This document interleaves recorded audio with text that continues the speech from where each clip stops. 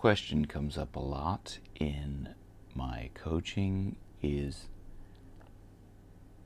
what do you do when you're in a toxic relationship? Or how do you even know when you're in a toxic relationship?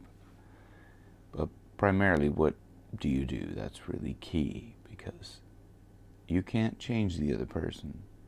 And if you're in a toxic relationship, it's eating away at you. So what you need to do is distance yourself from that toxic relationship. A lot of people want to hang on to a toxic relationship because they feel like, let's say for example, it's somebody in your family. They feel like it's the societal norm to stay in a relationship with your family just because it's family. Okay? But here's the thing. Just because you share genes or a bloodline does not mean you need to share yourself with them, your space with them.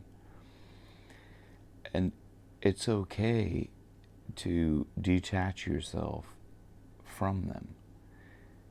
It's also okay to just love them unconditionally, unless they're hurting you physically or verbally. I mean, if they're attacking you verbally or hurting you physically, those are issues. I'm not addressing those in this. These are outside of the scope of this, and you need to seek professional help for those. But if it's just a matter of they're rubbing you the wrong way, they're annoying you about, like, whatever the case may be. Say, for example, you haven't had kids yet, and your mother-in-law or whatever's giving you grief about having kids, and you don't want to hear it. Okay, so one of the primary things to do is put up boundaries. Okay, and boundaries are for you. They're not for them. They're for you to know when you need to just say, I'm putting this boundary here because I do not want to discuss that topic with you.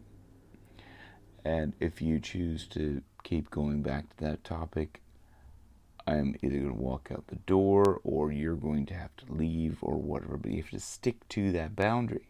Okay? You can't just put up a boundary and make it be a threat and then whatever. But you'll find out if you put a boundary up, what you'll do is you'll get data back from that boundary, from them, on how they deal with that boundary that you've put up, that you've placed around whatever it is. So you'll start to get data back, and how are they actually, like, either trying to push the boundary, or maybe it's something that doesn't make them feel uncomfortable. They'll comment on it, whatever. Then you'll get some sort of feedback from that. Then you know what to do with that. But I'm here to tell you it's okay not to have contact with family. A lot of people do that, and it's perfectly okay. Don't think that you need to have contact with somebody who you're in a toxic relationship for. Don't give them that power. When you give your power away for something like that, you're creating unnecessary strife in your life. Okay, you're not looking after your own well-being. So also ask yourself, does this relationship serve me? Okay, is the relationship that I'm having with this person serve me? If yes, great, continue. If not, cut it off.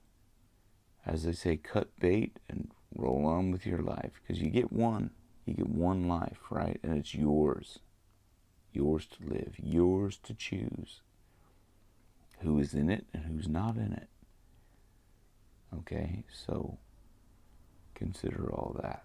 Okay, love you.